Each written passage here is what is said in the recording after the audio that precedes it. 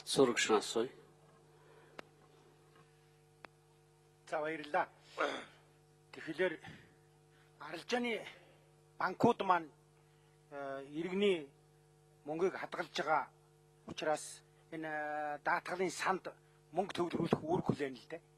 Тэгэхээр энэ арилжааны банкуудынхаа санд төвлөрүүлэх мөнгөний хэмжээг яаж тооцох гэж байгаа юм бэ? Тухайлбал 100 тэрбум одоо юу гэдгийг иргэдийн хадгаламжийг хадгалж байгаа банк маань яг энэ 100 тэрбумд тооцоод санд мөнгө төвлөрүүлнэ гэхээр энэ болохгүй байна л да. Яагаад гэвэл хэдэн хувь нь нөгөө 20 сая төгрөгтэй хадгаламж гэж тооцож үзэх юм бэ? Хадгаламжийн жинхэнэ эзэн иргэн өөрөө бол ямар нэгэн одоо даатгалын санд мөнгө төвлөрүүлэхгүй гэж ойлгож болох уу? Өөрөөр хэлбэл татвар төлөхгүй гэж.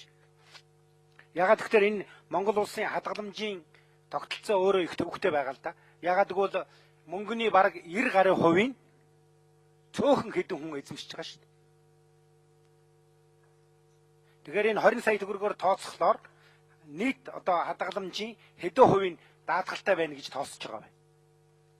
Аль эсвэл нөгөө олон зуун сая төгрөг хадгалуулж байгаа иргэн маань хүн болгоны нэрэн дээр банкудад мөнгө 20 саяар нь хуваагаад хадгалуулаад эхэлэх үү?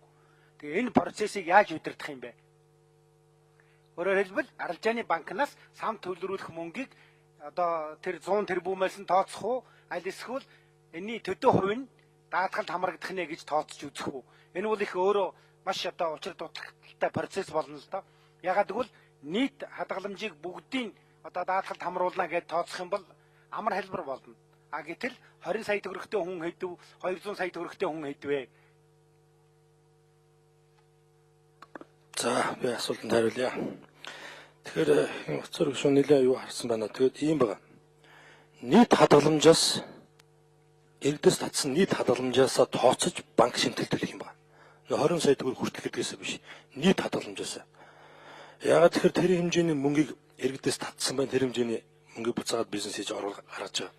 Тэрнийхээ төлөө бүх хадгаламжийг даатгуулна. Харин буцааж олохдоо эхний ээлжинд 20 сая төгрөг хүртэл ийм хадгаламжаар явах юм аа. Энэ хооронд ингэж ойлгох хэрэгтэй. Энэ бол банк дундын ийм хадгаламжийн сан. Тэр хадгаламжийн сан өөрөө сайн үйл ажиллагаанд доктортой явах юм бол энэ эргээд банкныхаа системийн доктортой байдал банкнд идэх итгэлийг ингэж тогтмол барьж явах учраас харилцсан бие биендээ ингэж сайнаар нөлөөлөх учиртай ийм хоёр институт юм л да. Тэгэхээр энэ хэсэг нь одоо би хадгаламжаа буцааж авахгүй байж би мөнгө гаргаж ирэх систем болоод байж болохгүй. Ягаад тэр энэ иргэн өөрөө төлөхгүй банк тэр байгууллага өмнөөс нь төлөх ёстой учраас энэ нь бол одоо ингэж явах ёстой учиртай юм.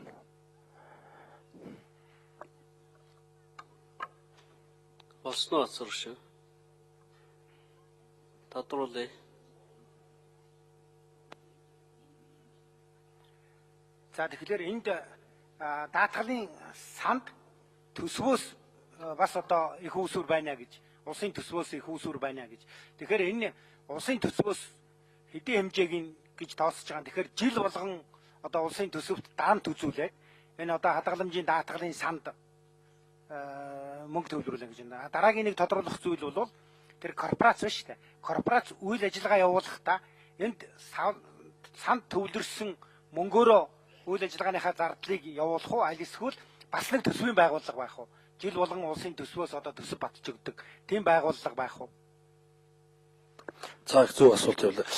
Энэ хуулийн дээр бол хэмжээ заагаагүй. Гэхдээ яг гарааных нь их өсвөрийг дөрмийн сангийн төв банкнаас за мөн сангийн хамтаа хамтарч хийнэ гэсэн байгаа. За тэрэн дээр бол энэ хадгаламжийн энэ хуулийн маань төсөл 2-3 жил өмнө явж байхад бол 15 тэрбум төгрөг хүртэл гэж явж ирсэн.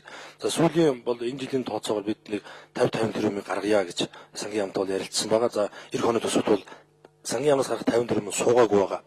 Хэрэв хууль маань батлагдаад ингэ явах юм бол яг нэг жилийн хугацаанд төв банкнаас энэ өсвөрийг бол нийтэд нь гаргаж явж болно.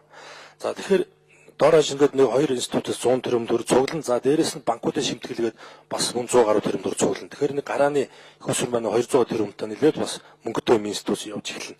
Тэгэхээр үйл ажиллагааны зардлыг өөрөөсөө санхүүжүүл явна. Тэрнээс төсвийн байгууллага болоод одоо дахиад төсвөөс одоо цалин мөнгө авдаг тийм байгууллага бол биш. Тэгэхээр энэ тодорхой хэмжээний өөр их өсвөртэй учраас мөн энэ их өсвөрөө хаана газар байршуулад орлого олж болно. За тэр хэмжээгээр өөрсдөө зардлыг дагаад явах ийм бүрэн боломжтой ийм институт байна.